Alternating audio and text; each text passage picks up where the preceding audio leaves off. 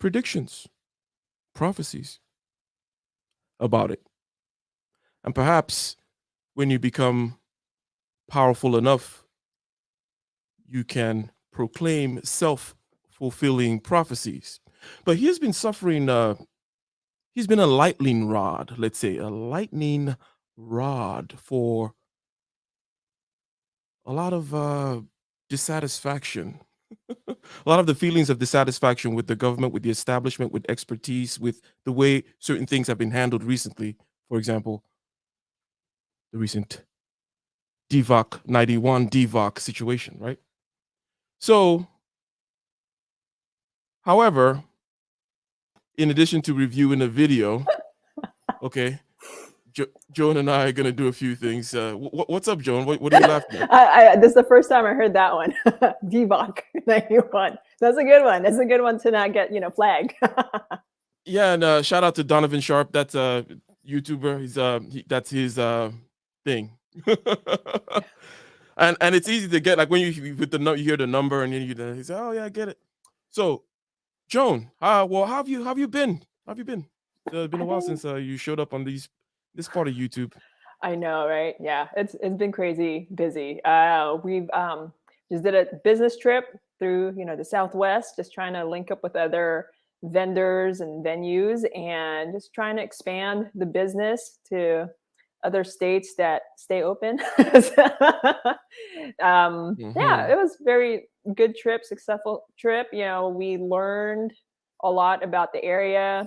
We went to Vegas, which I'm not really, I could care less about. I've been there so many times, but we went also to Phoenix, which I've never been to. And that was really interesting to see how different it is over there. And I haven't quite figured out what Phoenix is, because when you think of LA, you know what LA is. When you think of Las Vegas, you know what Las Vegas is. But Phoenix is like, what's Phoenix other than cactus? So, but it was good. We met some really good people, and we're really excited to see where this goes.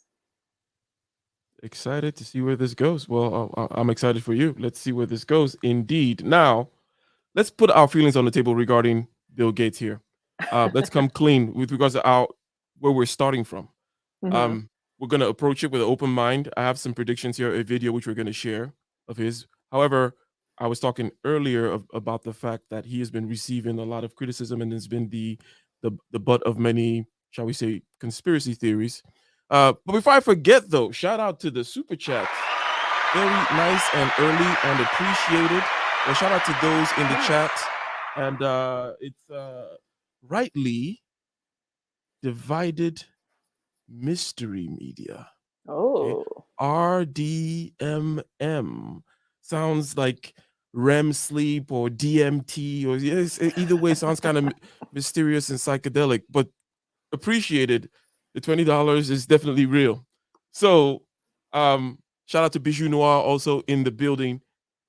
What are your feelings with regards to Bill Gates? For me, it's not a particularly inspiring or charismatic personality.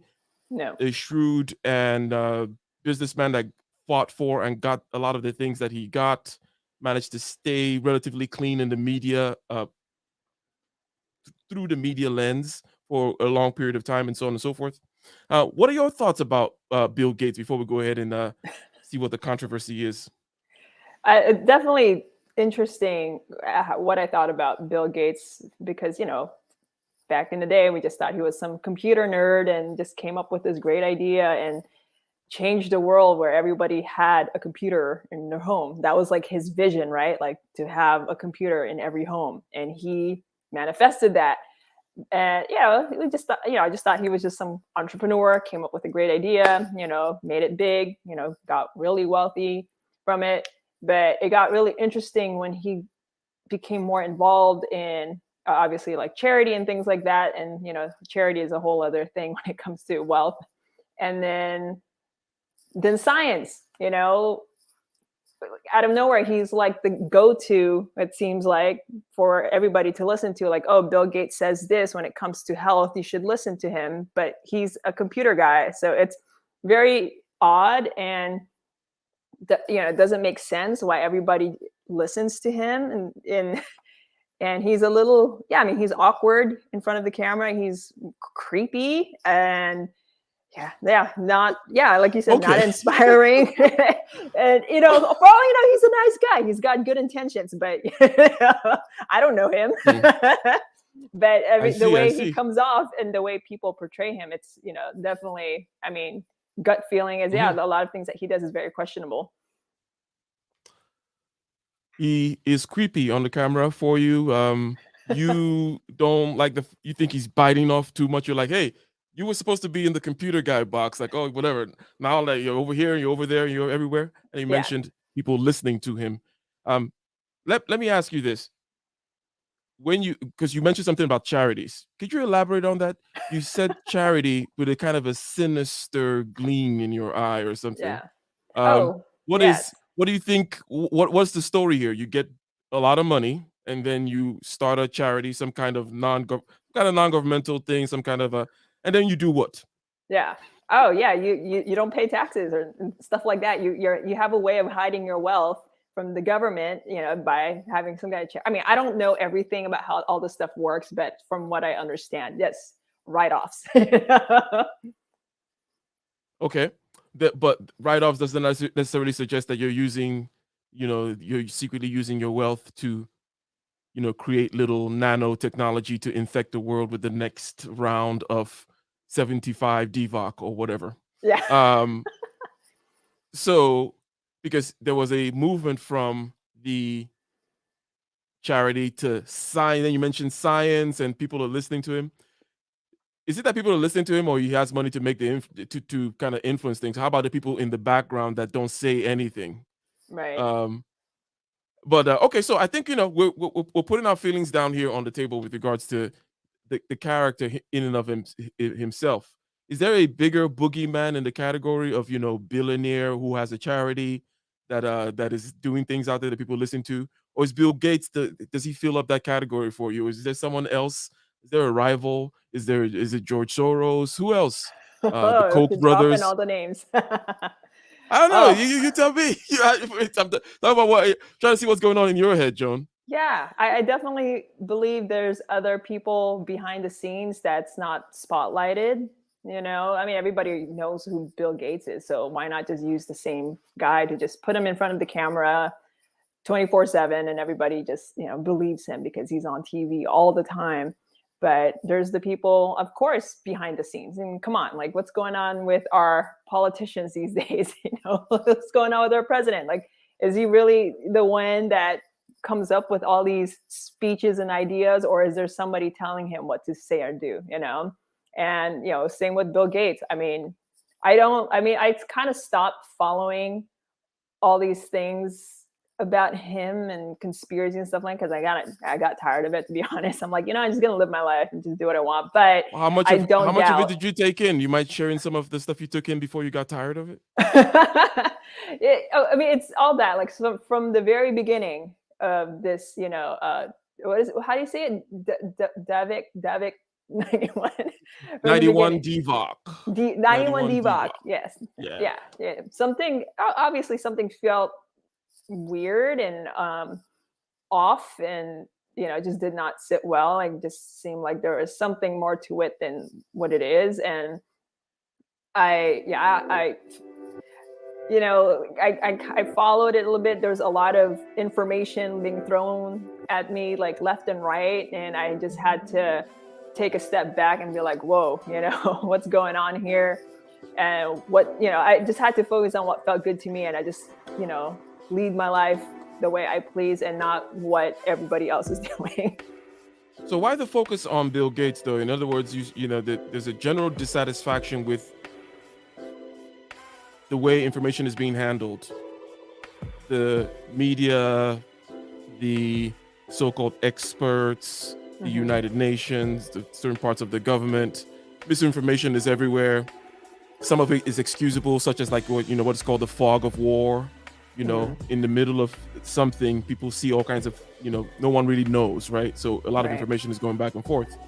But then they lie about it. In other words, they can't even, there are theories which, were taboo 3 months ago, and now they're okay. So, however, why Um, perhaps I'm just going to state something in my mind is why I don't know why Bill Gates of all people is like is the focus. So, do you think that the billionaires are a dangerous class? Now we're speculating here. That's why I turned on the lo-fi music. You can hear it, right? Uh, Yeah. so it's like, okay, cool. Like we're gonna say something about, okay, because he is a billionaire, right? Mhm. And that word has taken some kind of a James Bond villain tinge to it, right? Lately, it's like James Bond villain, billionaire. Mhm. Um, is is that an important aspect of this here, or has he done something so bad by simply, for example, predicting or alerting us to the need to be aware of the dangers of like a pandemic or something like that, and just saying some mundane things about what's going to happen in the future and then funding it? Mhm. Do you think that billionaires shouldn't have that power? Is Oh, that I really what's mean, okay? well, No, okay. when you're a Well, okay, billionaire, then you have all go kinds of ahead. power. So they shouldn't. I thought you were nice. I thought you were a good capitalist. I thought you were a good business owner. We started out this conversation about you expanding your business in Phoenix and stuff like that. Well, how about where do we? But it's. I'm still being serious because it may be a question of demarc. Drawing the line somewhere. Or what exactly is it about this billionaire thing, or is it Mhm. just another ruse that the media is getting you to now? Ooh, watch the boogeyman over here, while other things inevitably are the ones or are the things that are screwing you. Anyways. Right. What do you think about the billionaires? Are they inherently bad? I don't think they're all bad, but definitely the ones that may be doing bad things are the ones that are sticking out in the media. I mean, think about like, okay, Bill Gates, like he was definitely praised in the beginning. This just the way he, the mainstream media portrayed him like somebody to admire because he's going to save the world from, climate change and all that stuff. And it's like, but I think deep down inside, people were just like, who does this like tech guy think he is, And yeah, lately, I don't know. I mean, there's been again, like I stopped following what's going on within in general, with everything. I'm just like stop following Okay. it, and it's just kind of interesting to see like all of a sudden now it's like everyone has this different idea of him. Like he kind of like disappeared for a while, nobody heard about him, and then now he's kind of like back again, and it's you know, Doesn't that make you suspicious? of Because course. here's what we're trying to say. Because on the one hand, you could just look at the boogeyman like a Bill Gates, but on the other hand, you can look at the behavior of the people. And when there's a Hmm. sudden shift in their attitudes, you're like, what's going on over there, right? Hmm. Yeah. um, Yeah. we know they're not they're not the smartest or whatever. Or when the sheep just do something random, like what caused that kind of a thing. So I think that's been a long preamble to me playing this video, which I've been trying to get to, but I think that we had certain things we had to get off our chest about Bill Gates apparently. So with regards to his predictions, this is going to be an opportunity to really talk about these kinds of predictions, and there's some interesting and less interesting ones in there. But Hmm. fair use, just like you said, he started out with the whole computer thing, and that was his idea, and then he got it in. Let's see what they have to say here. Many moons ago, Bill Gates envisioned households around the world using a personal computer when a lot of people didn't know what one was. That vision became a reality, and Gates has seen a few other of his predictions come true since. He's now looking into his crystal ball again, and in it, he sees virtual reality avatars as part of your everyday life. He sees an end to the long lines at the doctor's office. He's seen your brain being read by your phone, and he sees, thank God, some good news just around the corner. Now, part of this thing again is you know meta and metaverse. There's no way we would have gone through a whole podcast without mentioning the metaverse. Apparently, Yeah. that's the thing these days. Now, him talking about the podcast in your brain and the chip and the meta and the this, and he's not saying anything. What? How does that? Well, first of all, how does that strike you? Okay, when people like Bill Gates, for example, says certain kinds of things about the future.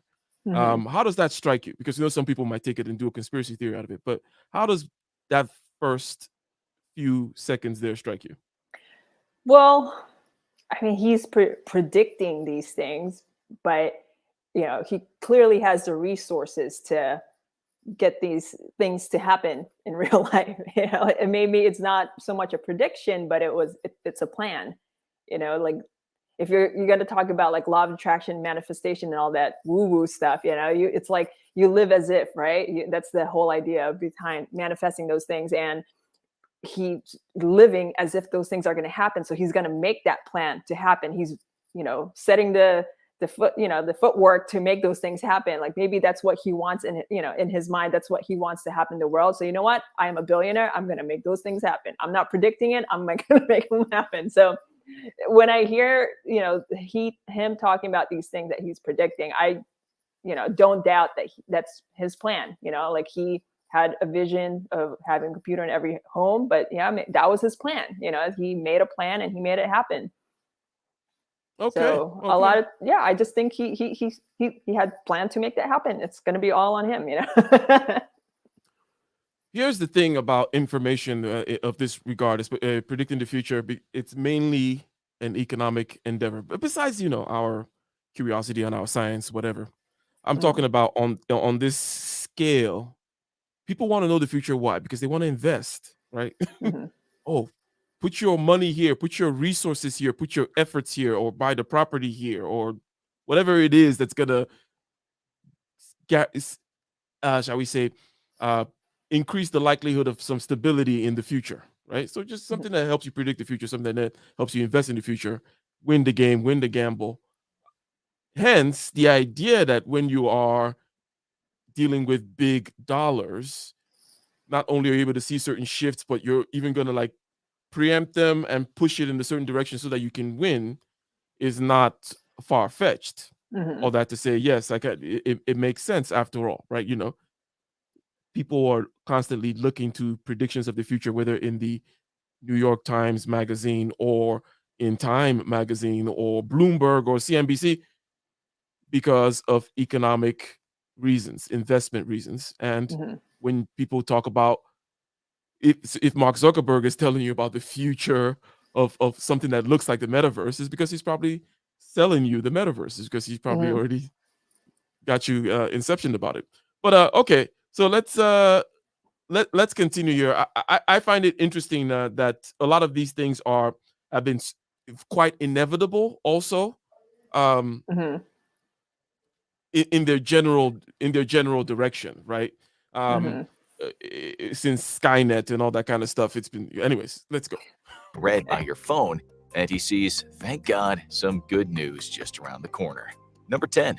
As you know, Gates has been very outspoken on the matter of a certain pandemic that has pretty much changed the world we live in the last 2 years. Still, if you'd heard what he was saying at the end of 2020, you know that he was hopeful 2021 would be a vast improvement. He wasn't exactly spot on with that prediction. Gates admits that this year his hopes had been somewhat dashed, and things didn't improve quite as much as he'd like them to, but this time he feels quite certain that the end is in sight. He wrote that now with billions of people vaccinated, the world is somewhat closer to normal. He starkly added that if you're one of the millions of people who lost a loved one to the virus over the last 12 months, you certainly don't think this year was any better than last. He admitted that the new variants he hadn't seen coming, or at least he didn't see the full extent of the damage they'd cause. Nonetheless, he said this time he's more confident that the pandemic and the devastation it causes will be over by the end of 2022. You might ask what gives him such confidence. It's not only the vaccinations people have taken, but that this time the world is so much better prepared to deal with new variants, including the Omicron variant. Of that, he says, we caught this variant earlier than we discovered Delta, because South Africa has invested heavily in genomic sequencing capabilities, and we're in a much better position to create updated vaccines if needed. Like many scientists, Gates believed that the virus will peter out just as other viruses have done in the history of mankind. He added communities will still see occasional outbreaks, but new drugs will be available that could take care of most cases, and hospitals will be able to handle the rest. Your individual risk level will be low enough that you won't need to factor it into your decision-making as much. Not only that, but he believes our breakthroughs in the mRNA vaccines will mean the next time a virus tries to shake our reality, we'll be ready to make a safe, effective vaccine super fast. He called this a game changer, and he said when you add in our experience with non-pharmaceutical interventions or NIPs, when the next virus... Now, he's been listing a few things which are kind of almost in line with the, we started out with this whole investment idea, the fact that, hey, I have this money and I'm going to see general things that are moving in a particular direction, anyways. And I think I'm big enough that I can nudge the ship this way, and then put my money in front of it, triple it, do all that stuff. After all, I'm a good guy. I'm not a bad guy. I'm just trying to do good things over here. I just, I need the money, right? And he talked about South Africa, genomics, right? Now, Mhm. when there is this idea of, spread of technology, someone typically is getting paid, especially when it's done legitimately, right? Mhm. Um, all this technology going over there to South Africa to build this lab, for everyone from the person who has the plan of the lab from a mechanical or chemical engineering standpoint, all the way through to the technology and all the patents and whatnot, right?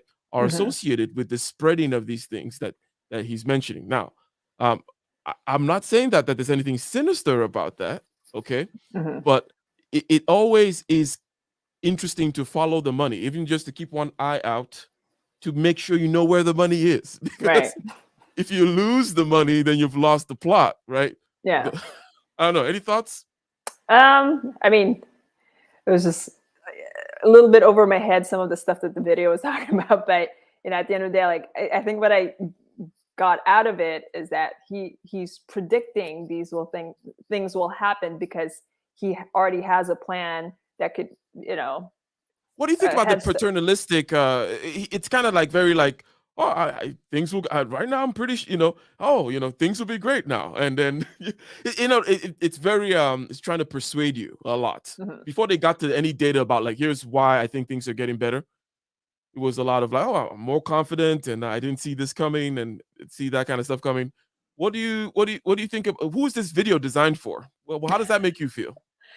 Yeah, that was what I was thinking about too. It's like, wow, this video is really like pro Bill Gates. That's what the tone, or maybe he's just like, just maybe unbiased. I don't know, but I get the whole, pro Bill Gates. Oh, he's a good guy, and this is what he's predicting, and blah blah blah. And it's, I don't know. I mean, I'm really trying to like watch this with an open mind as someone who's never heard of him and just trying to like hear it out. But It's not um working, huh? right, because I mean, yes, he was positive that things will improve, but clearly, it didn't improve into his eyes, maybe because there was a lot of resistance towards his ideas. And now he's saying, oh, we'll be prepared for the next virus to hit.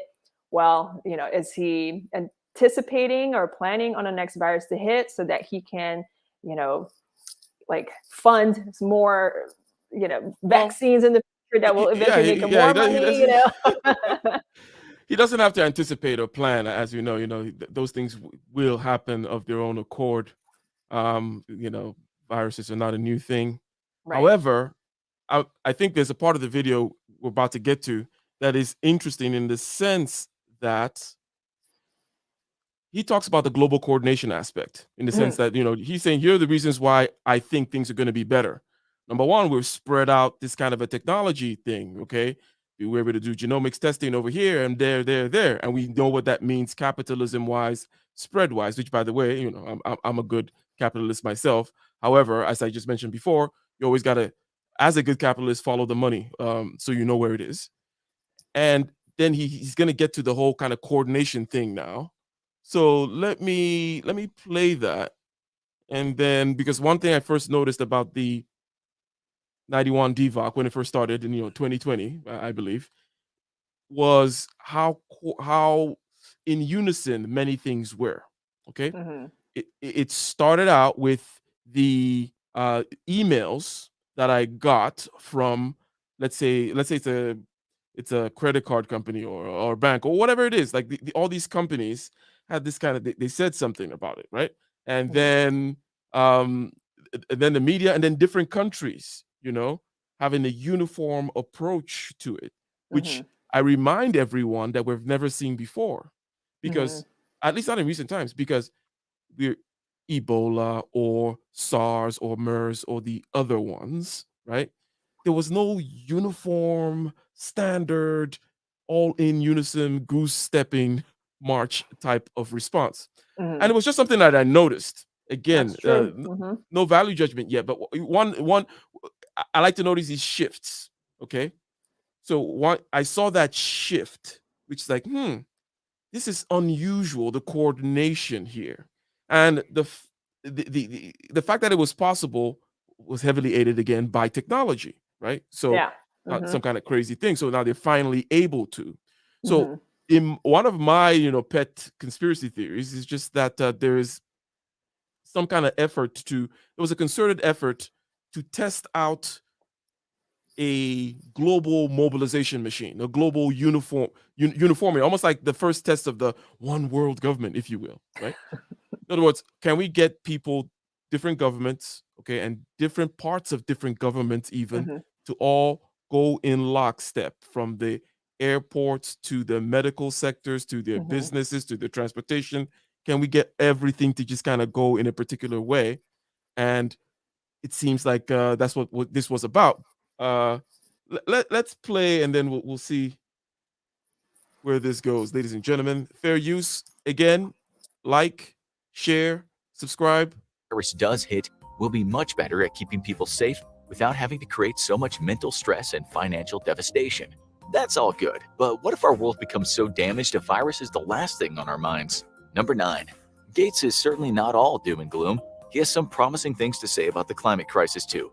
What we need right now, he said, is collaboration. And if anything has shown us just how capable we are of working together across the world, the pandemic has. In 2021, Gates, a man who undoubtedly is an acquired taste, admitted that he is an imperfect. By the way, that's when he just, he just added that part. Basically, our ability to work together. The Hmm. pandemic has shown that, right? Hmm. But Has shown us just how capable we are of working together across the world, the pandemic has. In 2021, Gates, a man who undoubtedly is an acquired taste, admitted that he is an imperfect messenger on climate change. After all, a lot of folks out there don't like being told by a billionaire with private jets and a fleet of cars that they have to change their lifestyle. Gates said of that, "It's true that my carbon footprint is absurdly high. For a long time, I felt guilty about this. Still, he said he has managed to reduce his carbon footprint, not only by making some personal changes, but by investing in zero carbon technologies. He now believes that the world is ready to collaborate and attempt to do such things as reduce the amount of steel and cement we produce, which accounts for about 14 to 16% of global carbon emissions." Gates mentioned Oh.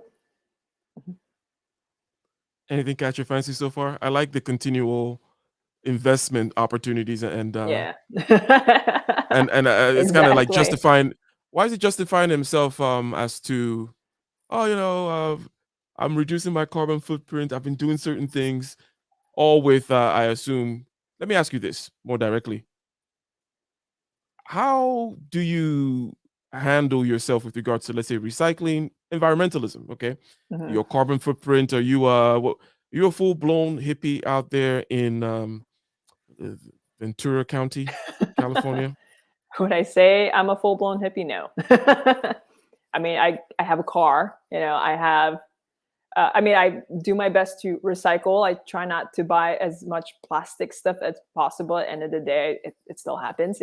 not, not perfect, but I don't throw I don't throw my trash down on the ground. I don't let my mask fly down on the sidewalk.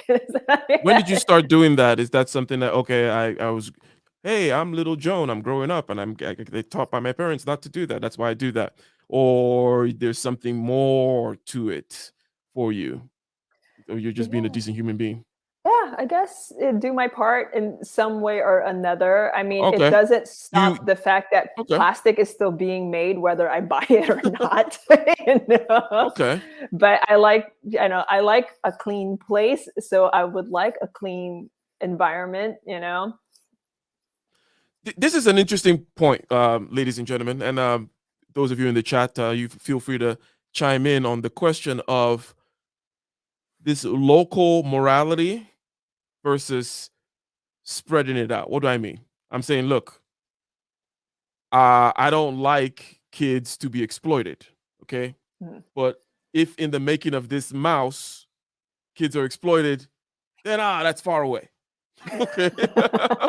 Now, but if it's if my next door, nah, I'm not buying their, that neighbor's one. But if it's far away, this is not trivial. It's something that we all deal with, right? Yeah. Hmm. Um, so let me ask you this: Is do you want other people to do their part, and you think that if we all do our part, somehow we're gonna reverse whatever the dangers are with climate change?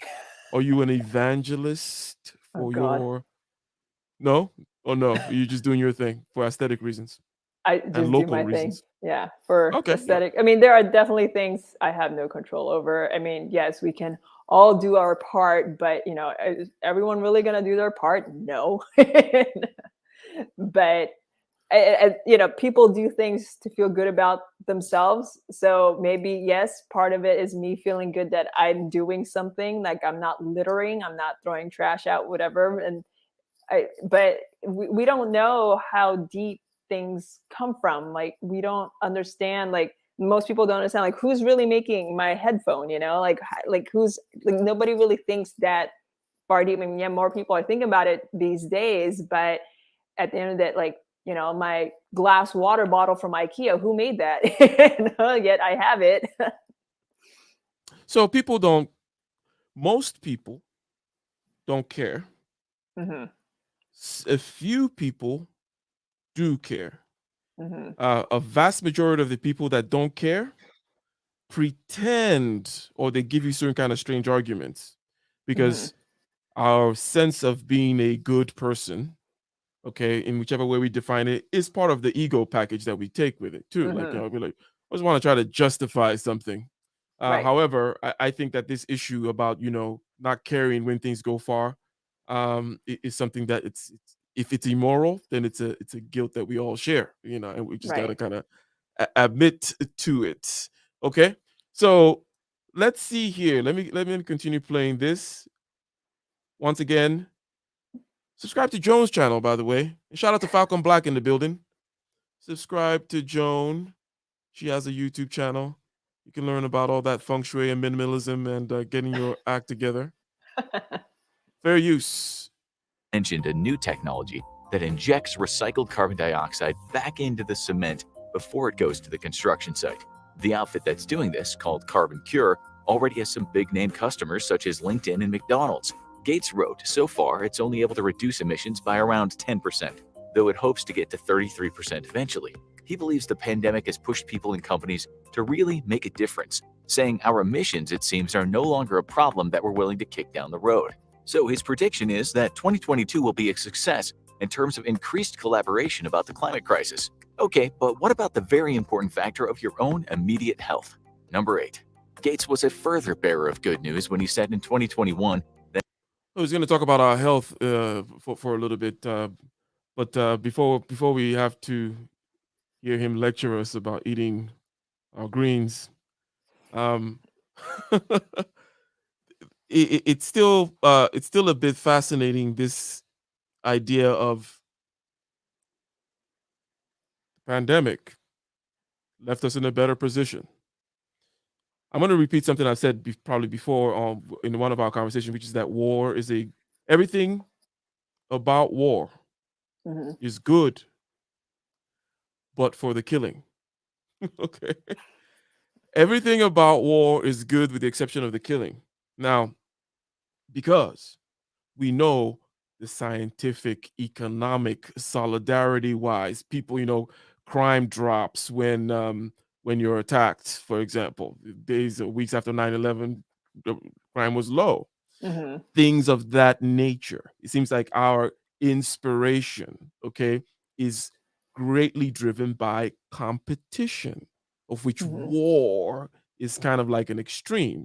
But whether it be football or full blown war or a cold one or economic war, that thing tends to motivate the pursuit of human excellence, if you will. I mean, would you agree so far? Does that picture make sense? Um, Yeah. so hence, how do you get all that good stuff but not kill people? It almost seems like this exercise achieves that. And it's almost like, how do you get a war where we can move some things, get some certain kinds of powers, right? Manipulate some people, and then Hmm. get some of the good outcomes of war. Change certain, because what war also does is change certain rules that never go back. Okay. um and we just do all that by putting by the 91 DVOC. So would go this other conspiracy theory, which Joan is telling us right now, right? Is that what you're saying, Joan? Yeah. But no, it's pretty interesting. Let's check out what he has to say about the health. What do you think he's gonna say? Think we're all gonna get better, or we're all gonna get chips, and the chips are gonna make us better? What's the Oh, deal? he's going to get like animal DNA or something and then turn it into artificial meat. And then Okay, that's the okay. meat you're going to eat. I don't know. I heard that somewhere. I was just like, what? Well, artificial meat is gonna be part of where it's at for sure. I mean, the Star Trek replicator, I believe, isn't that you push a button and food appears at the cafeteria? Oh, like a That's our Back to the dream. That's where we're Future. going. Back to the Future, right? That That's microwave. where we want. Yeah, yeah, exactly, exactly. So fair use, ladies and gentlemen, about your health and the future. And I hope, ladies and gentlemen, you guys have heard a couple of things when it comes to investment, because healthcare and cybersecurity is always, that's where, healthcare, because the baby boomers and many other reasons why healthcare is going to continue to grow and grow and grow. The baby boomers are the richest generation ever, right? Like literally, okay, and still are, and they're about to retire and they want to live comfortably and die comfortably. Yeah, shout out to them. Uh, and so the healthcare deal is going to be big, and also cybersecurity, but also material science. He snuck it in there when he was talking about the global warming deal, talking about the putting back of the carbon into the concrete and certain other things. But there's certain other things in material science. Just think, all that stuff. I'm sure everyone hears every now and then carbon fiber and nanotubules of carbon, blah blah blah. That whole area there also going to be huge for many reasons, because some of these things are going to solve some of the problems in the energy sector, such as with nuclear reactors, which is I'm a fan of Bill Gates for that, by the way. But we'll get into that in a second, because of his he's down for the nuclear thing, and I think I'm down with the nuclear thing too, because you can't just keep on thinking about the old nuclear thing. It's like, oh, we're never building that kind of house anymore because granddad's house sunk. It's like that was 70 years ago. But anyways, let's see. Then how we look after our health will improve. One reason for that is the fact that health technology is improving as we speak. According to Gates, the pandemic forced us to innovate as hospitals were overstretched, and some people couldn't get to see their doctor. Imagine a world in which your smartwatch beeped and told you there was a small problem, after which you were told exactly what to do, and you never even had to leave the comfort of your own home. Of his prediction in this regard, Gates said, right now, when it's time for your annual physical, you probably need to go to your doctor's office to have your vital signs taken and blood drawn. But what if you had a device at home that your doctor could remotely control to measure your blood pressure? What if you could look at the data collected from your smartwatch to see how you sleep and what your active heart rate is? He also says that it'll become normal to go to a convenient location near your house where your blood can be tested. After that, the results will be sent to your doctor, and in turn, that doctor can send you all the relevant information. One of the problems with concerning how fast this will take off in 2022 is the fact that we still don't have gadgets equipped with sensors that are adequate at confidently spotting a problem or potential problem. Gates might be talking about 2022, but in reality, he's likely looking farther ahead. Still, he talked about one matter relating to our health that might improve very quickly. Number 7. That is the fact that we are on the cusp of seeing vast improvements when it comes to diagnosing Alzheimer's disease.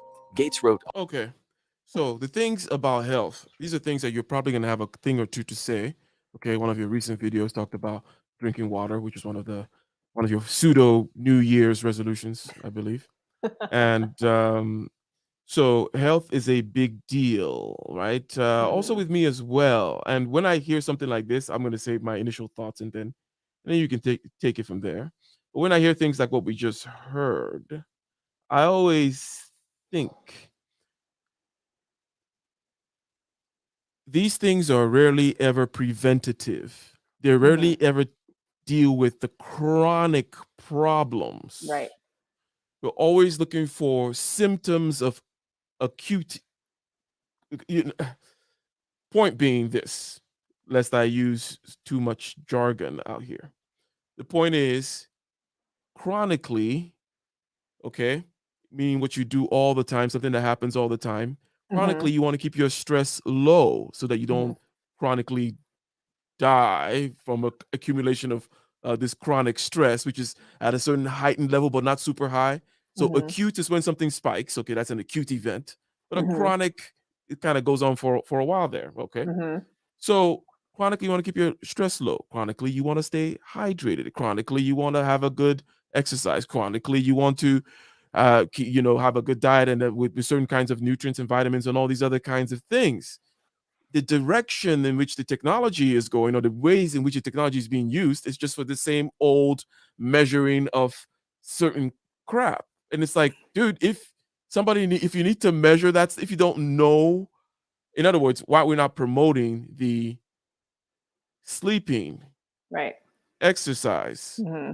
hydration, Mm-hmm. good nutrition, and the self awareness of your body that it Yep. takes, which is real chronic health, which is the important part. Mm-hmm. Because if you break your bone, yes, then you can go X-rays and bring out the fancy tools. That's when you bring out the fancy tools. That's when you bring out the science and the injections and the this and the that, and boom. Or you got a heart attack, certain things that need to be done of that nature. But chronically, so that's my kind of beef with what was presented generally. Any thoughts, Joan? Yeah, I'm really big on health. I'm really big on natural health, like holistic health, homeopathic health. I'm really big on that. And I definitely believe that you don't just treat symptoms, you need to find the root cause of your disease and chronic illnesses. And what was presented just now, it's like, oh, technology will make you healthier. No, the technology is just going to tell you, oh, this is what you need to do at this second, but it doesn't solve the root of the problem. It's just something that kind of tracks what's happening to you right now, but it doesn't dig deep into what's really wrong with you. And it's the whole problem I had with this 91 I can't even say Divock. debunk. 91 Divock. 91 debunk. It's like, they keep pushing, stay home, wear a mask, and all that stuff, but they're not telling people, get your vitamin C, take your zinc, take your quercetin, and get some sunshine, get some exercise, breathe fresh air. Like, those are so easy. It's so simple, so easy, yet, they're Yeah, it's trying to like, push something more like more complex than it needs to be. yeah, it's like something that tracks your hydration, or something that kind of makes it, you push this button and it reduces it. Because some people, the thing about being hydrated is you almost got to, it's almost like exercise. You got to train yourself up to the level of water that you can drink. In other words, as you know, some people don't drink any water at all in terms of just pure water. They're God, drinking yeah. juice or this or that. You're not going to get that person to like 7 glasses a day in a week. No, Mm-hmm. they literally can't do it. And the body is their body, their feelings, right, in their body, their appetites, they're gonna fight against it. The microbiome, right, all the microbes in their gut are gonna fight against it, because what you eat is kind of what determines, what those guys that need to grow in there, Mm-hmm. because those guys help to digest what you eat. Mm-hmm. So they are not interested in your diet changing. That's why you get into a habit like that. You have cravings for certain things. Mm-hmm. Anyways, we know all that. I'm going down a tangent now. But before I forget, let me go ahead and shout out the super chat. Shout out to Sickmid in the building. Says, I believe Ike is conspiring to take over YouTube. Thank you for the $10 super chat. Thank you very much. And this reminds us that the super chat function still works. Mm. Yes. So go ahead and push that button. Drop your 99 cents. You can't. We're not all ballers like Cichlid, but we can put $2 in there, for example, for the conversation. So the health thing is is a big issue for me. The ways in which we continue to miss the point. Mm-hmm. The very simple, basic point. and it's almost like I don't blame. I would say that this is almost a sign that this video is just kind of, it already sounds like a freaking commercial, right? But Yeah. um it's like these institutions and the ways in which they want to funnel you through. Again, it's not like a bad thing when I say these kinds of things. It's like these things evolve over time. Like CVS came to be. I'm sure the founder of CVS didn't think, oh, I'm gonna, you know, have people come in here and they don't really have good lives, but they're gonna buy this pain medicine and this other things. Like, it's like, no, that's not how it started. So anyways, but once they have a system going, they're gonna be like, okay, well, this new technology is coming up. How do we continue to just use it in this same system? How would they use it to get send me your blood pressure so then I can set an appointment so you can come see me so I can prescribe you these pills and then not worry about the fact that you don't sleep, you don't eat good food, you barely drink any water, you never exercise, and you're stressed out all the time, you barely take deep breaths. Anyways, ladies and gentlemen, let us see. He was going to talk about Alzheimer's in particular. Let's see if there's something hopeful there. But in reality, he's likely looking farther ahead. Still, he talked about one matter relating to our health that might improve very quickly. Number 7. That is the fact that we are on the cusp of seeing vast improvements when it comes to diagnosing Alzheimer's disease. Gates wrote Alzheimer's Diagnostics. Huge progress has been made on this front recently, and there's a decent chance that the first affordable, accessible blood test for Alzheimer's will get approved next year. The problem, of course, is that if you're diagnosed with Alzheimer's, there is no cure. In fact, mankind is still unable to slow down its progress. So what's so good about being able to diagnose faster? According to Gates, this will help speed up the process of eventually finding a treatment. This is something he feels very passionately about since his own father died from the disease last year. In fact, 1 out of every 9 families in the US has someone over the age of 65 with Alzheimer's. Gates wrote, too many families are being forced to watch their loved ones go downhill and disappear. It's a brutal way to lose someone, and right now there's no way to stop or even slow down the decline. He explained that if these new diagnostics do become the norm very soon, scientists will be able to find sufferers who've only recently shown even the minutest signs of having it. Usually, people don't know they have it at the start of the disease, so if they're diagnosed quickly, that'll mean they'll be able to take part in trials and will help scientists test various hypotheses. Gates mentioned research that's currently happening at the University of Gothenburg in Sweden. He said that researchers there are in the process of looking into new ways of finding things in the blood that might indicate the early onset of Alzheimer's. One of these is a protein called amyloid, which can cause plaques in the brain. Gates sees a future in which you get your regular blood test done, but it isn't just for checking your heart, liver, kidneys, blood sugar, etc., but the test also gives doctors information as to how your brain is doing. The next one is even more hopeful for many people in certain regions of the world. Number 6. Something historic happened while you weren't looking in 20. You know, and have any history with the Alzheimer's disease? Do I have any knowledge of the Yeah. history? Yeah, no. I Um, mean, is anybody distant do I know relative anyone? or No. yeah? No one in my family. What about yours? No, Mhm. no. So, well, from the portrayals of it and from what I hear of it, um, it makes sense. It's just like it's not. It's a crappy way to go. Mhm. You know. Uh, Again, it'll be interesting if we could find again possible chronic reasons for that, right? Because if they're saying the ways of diagnosing it early, ways of Mhm. seeing certain whatever plaque type in the brain that they Mhm. mentioned, and if we can see, well, why does that plaque develop in some versus not others or whatever it Mhm. may be, we start using terms like, well, is it genetic or not, Right. epigenetic or not, is it this or that? But I tend to lean towards the fact that things of this nature tend to build up chronically, Right. and you have your best chance of avoiding them by just living a healthy life. I don't know. Are you a believer or you a believer in the taking of the pills when the thing shows up? I mean, Well, you think it'll solve everything, or is there a line you draw somewhere? definitely feel that there is a place for, like modern science discoveries. I definitely feel there is a place for that. However, I mean, there's this whole thing about like man going against nature, and that's a lot of times science kind of tends to be that way, where it's like, oh, I can, like be more powerful than God kind of thing. That's how science comes off a lot of times. And when it comes to like diseases and stuff, like I always think about, when did the world change as far as diet and what kind of food we eat?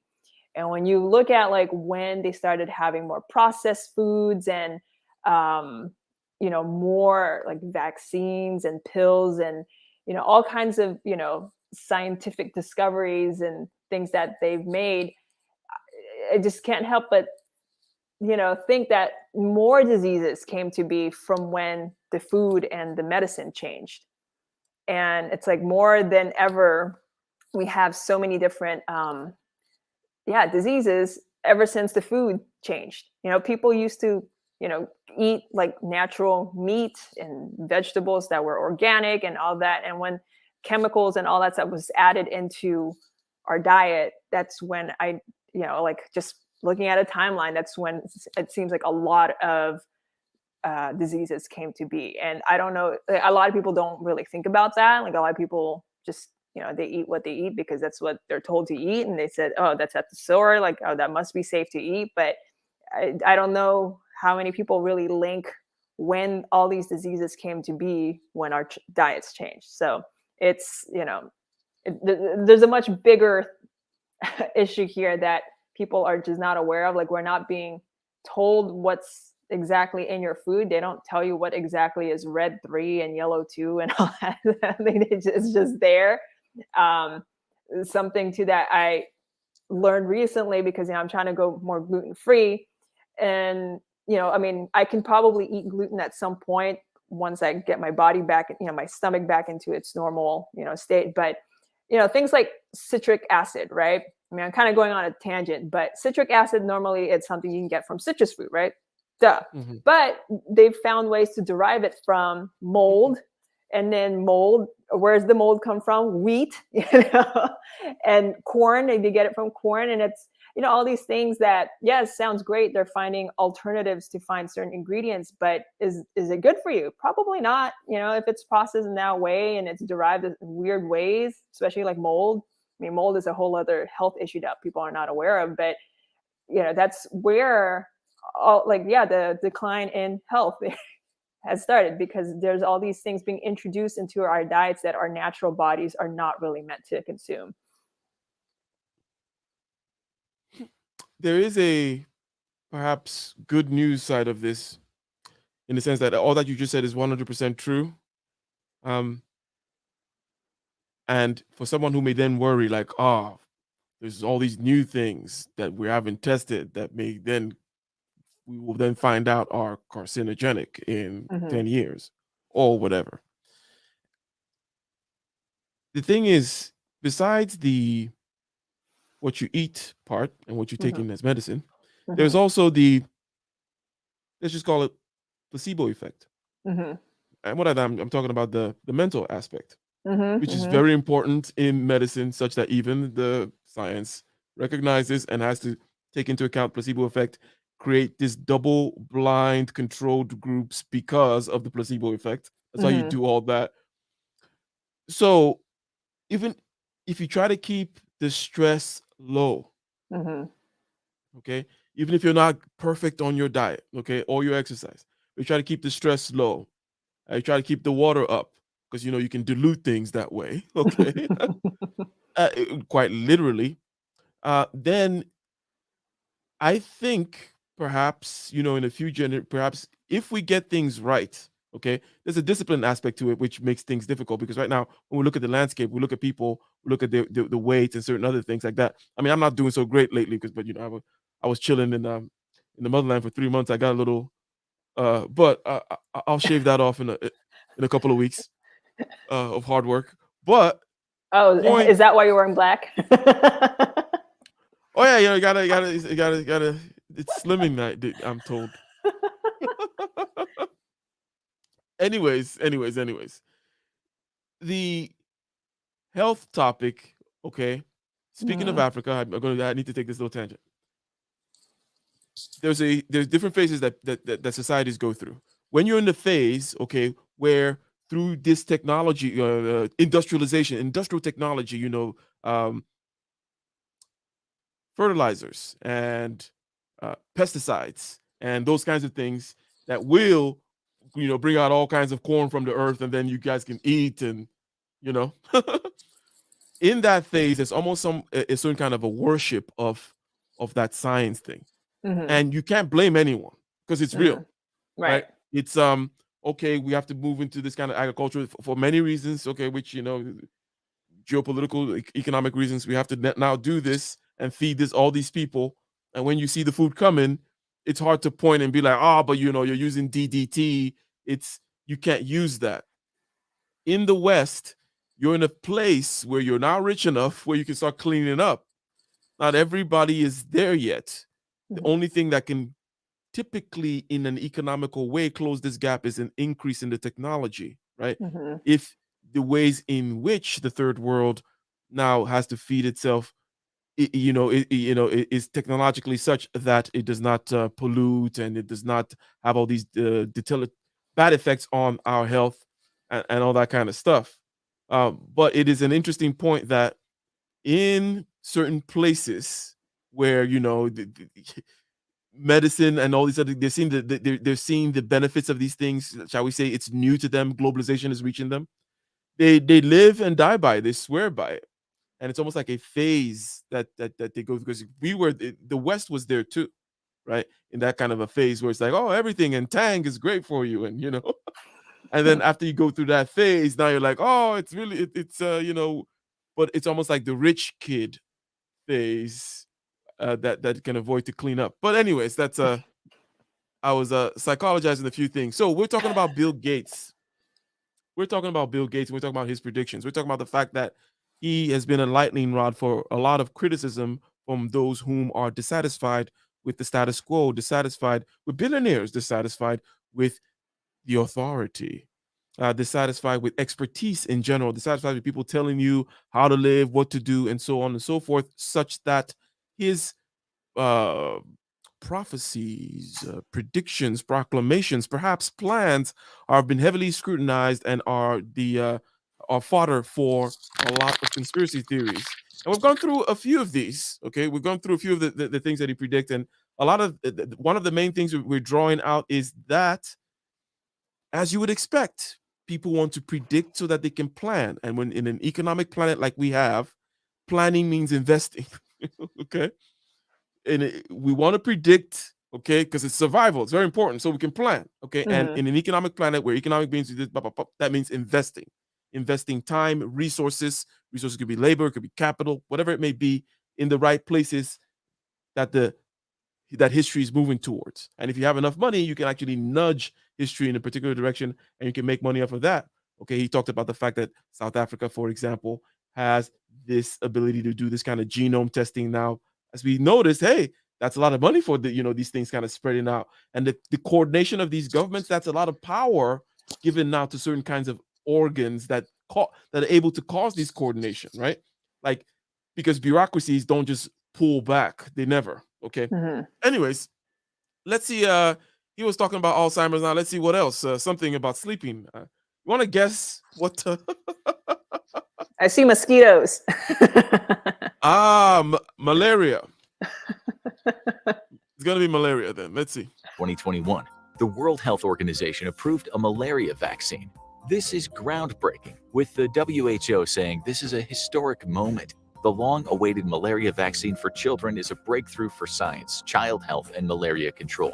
Currently, around 600,000 people in the world die from malaria each year, most of them children. Thanks to the vaccine, Gates sees this number being vastly reduced. In fact, in his crystal ball, he sees mass malaria deaths eventually being a thing of the past. To explain that, he said, this new vaccine is giving us insights into how to develop second-generation vaccines and preventative.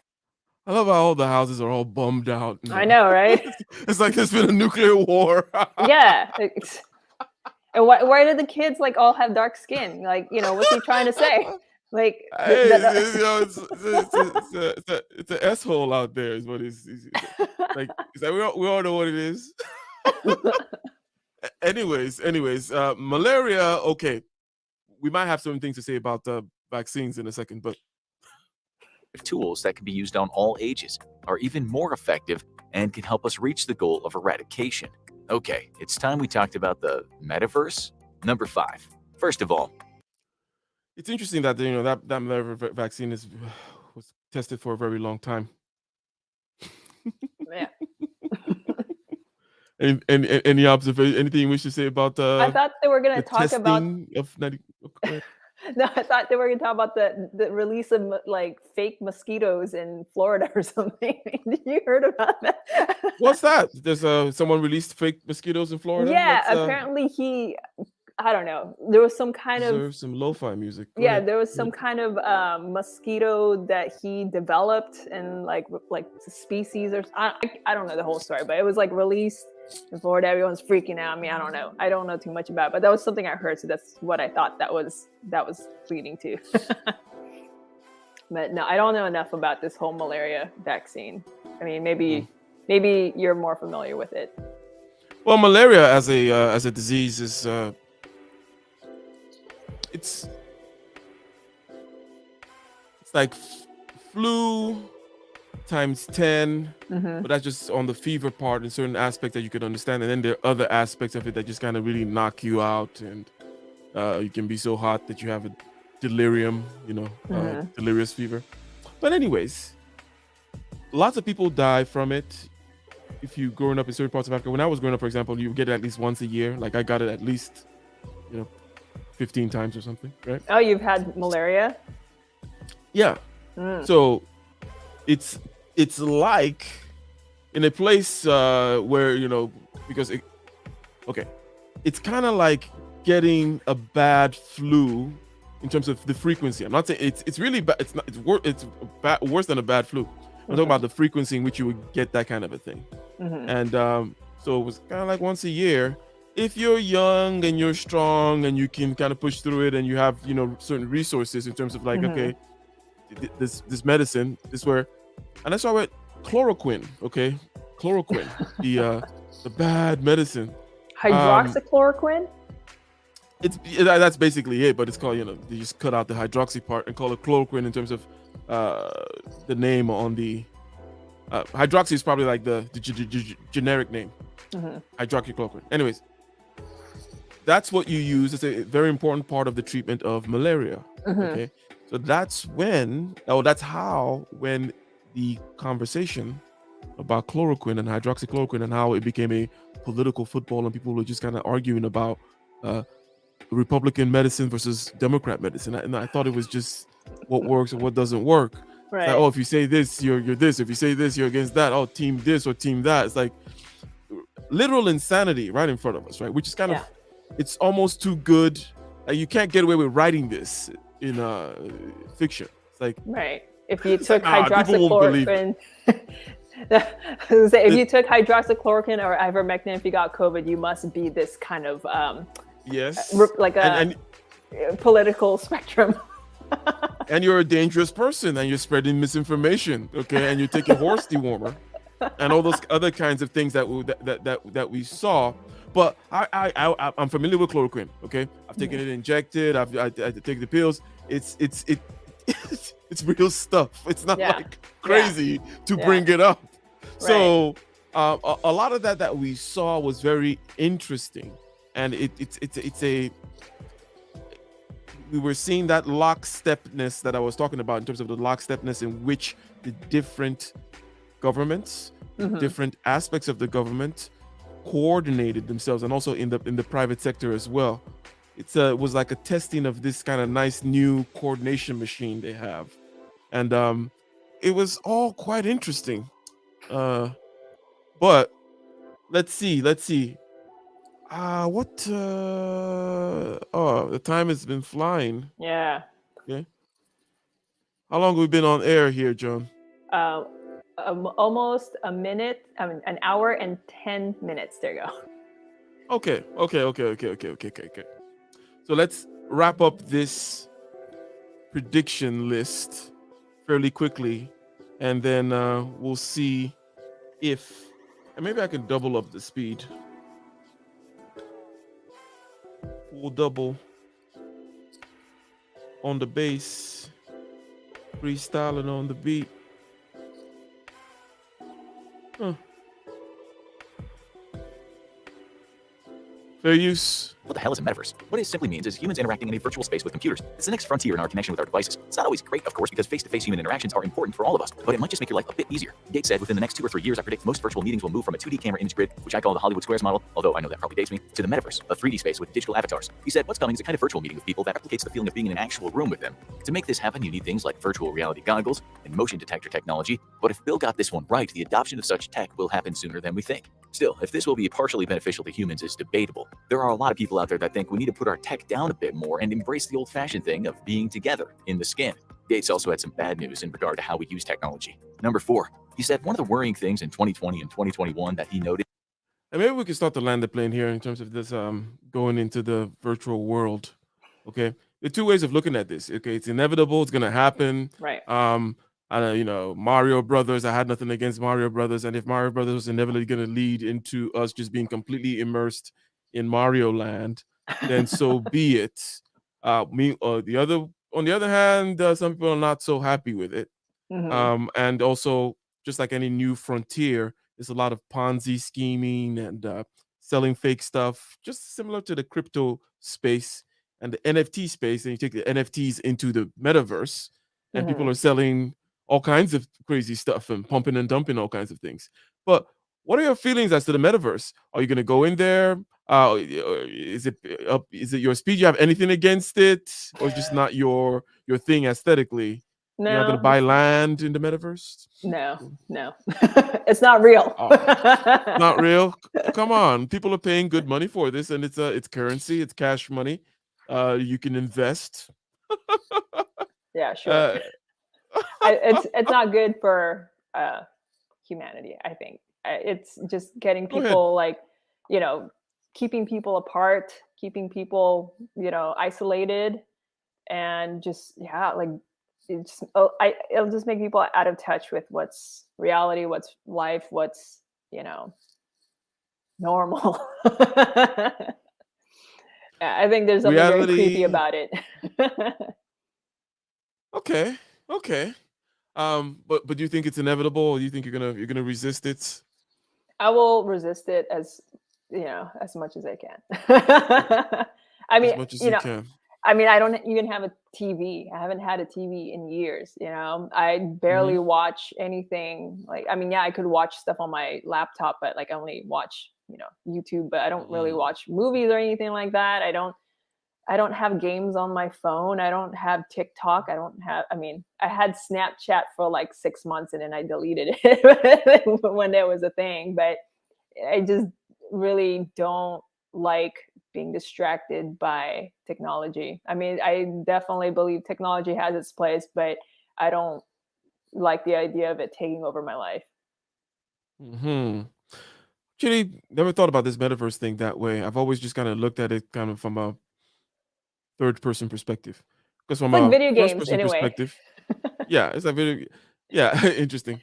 From a first-person perspective, I don't have TV too, and certain other things like that are similar. Don't watch shows or movies, generally speaking. Oh, don't play video games either. So it wasn't going to be something that I was going to get into. But if you think that the metaverse is taking people away from reality, then it's the same people whom are already away from reality already, Yes, right? Or you exactly. think this is more away than a regular away? I think it's even more away than like they're already out of touch with They're going reality. home. They're just That's where they belong. You go where you're what's the word? Go where you're celebrated, they say. So we can all meet up at the penthouse in the metaverse. Yep. And have a good time. But again, since Demolition Man and all these other things, the prediction of the future and where we will go is something that fills our heads, our collective zeitgeist, with many, many different hopes, wishes, wants, fears as well. And the fear part is the part that has been recently attached to Bill Gates. The fear part is the Terminator part, the Skynet part, right? Um, and I think Zuckerberg had his turn around in the as a billionaire scapegoat of the. I think they rotate, right? Yeah, they rotate. It's like Bill's your turn to take the heat for now. So you go out there and you say certain silly things. Overall, my whole thing is this, and I'll give you the last word, Joe. Yeah, the famous last word. The last word. Uh, overall, his predictions are not anything crazy in terms of the general trends that we've been seeing for a long time. He is in a position to make investments and push certain technologies, at least in their first iteration, in the first cases that they will be used in a particular direction. So we talked about the health monitoring things, for example, and it's just going to be in the same kind of an old way. I see opportunities where other people might come in, right, and create this new way, right? Because if they're using it in this way, maybe the people whom have the meditation app, which I think you once had or probably still do have, Headspace, I believe it's called. Yeah, Headspace. People of that sort that can create the Headspace equivalent of these little chips. If you're gonna get the mark of the beast, maybe there's gonna be a mark of Satan and a mark of the angel, and you can pick which one you get. Overall, I think that you can take this as good pragmatic information as to where the money is gonna be. Generally speaking, it's in healthcare and it's in this cybersecurity world. Um, Cyber in general, but it's got to be secure, and the security of it is going to become more and more important. That's why cybersecurity is going to be, and it's cybersecurity is like a crazy race, just like an arms race, right? So it's going to constantly be needing more and more people. So if you're thinking of investing or studying something, that's where we'll go. But still, my verdict on Bill Gates is still same, particularly not very inspiring guy saying certain mundane things, right?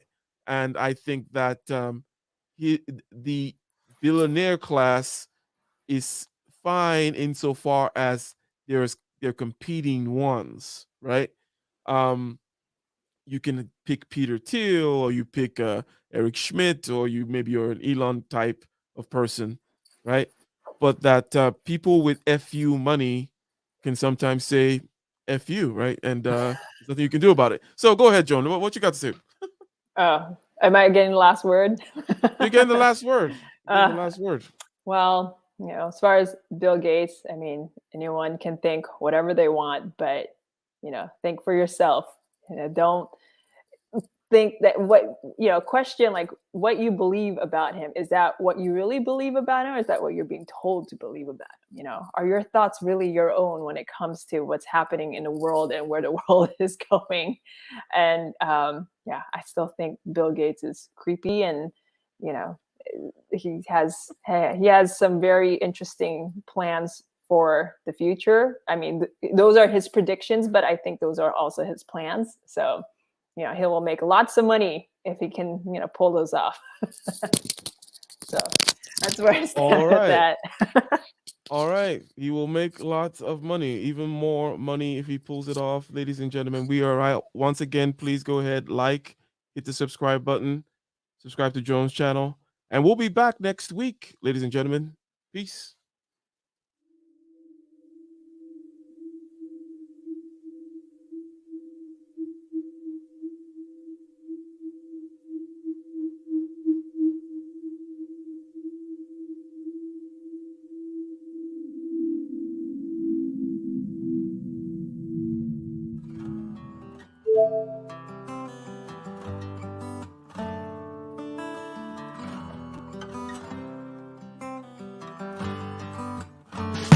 the den of iniquity. Vicinity no pretty, calamity fi hit we any moment. What's a pity? Tomorrow never certain. What was behind the curtain? The face of evil lurking with that shifty eyes averting. It's not a steady bubble, the either pop or topple. Many will fall and stumble. Let the dozers gather rubble. From LA to Colorado, Guinea to Burkina Faso. Cannons could reach the towers and the troops will storm the castle.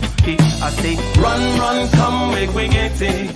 Because the peace that is bestowed upon the meek is overrated. So run, run, come, make we get it. Calling all your daughters and your sons, we come forget it. I say, run, run, come, make we get it. Because the peace that is bestowed upon the meek is overrated. Lord, run, run, come, make we get it. Calling all your daughters and your sons, we come forget it. With the rubble steady rising and hearts are compromising. Convictions here are stifling, making evil appetizing. The fists are steady forming and countenance is falling. Defenses are withdrawing, possibilities are falling. In these your circumstances, evil will make advances. Pick up your sword and lances and be sure to take your stances. Victory is never promised, the battle is upon us. Gather the brave and honest and the righteous in your corners.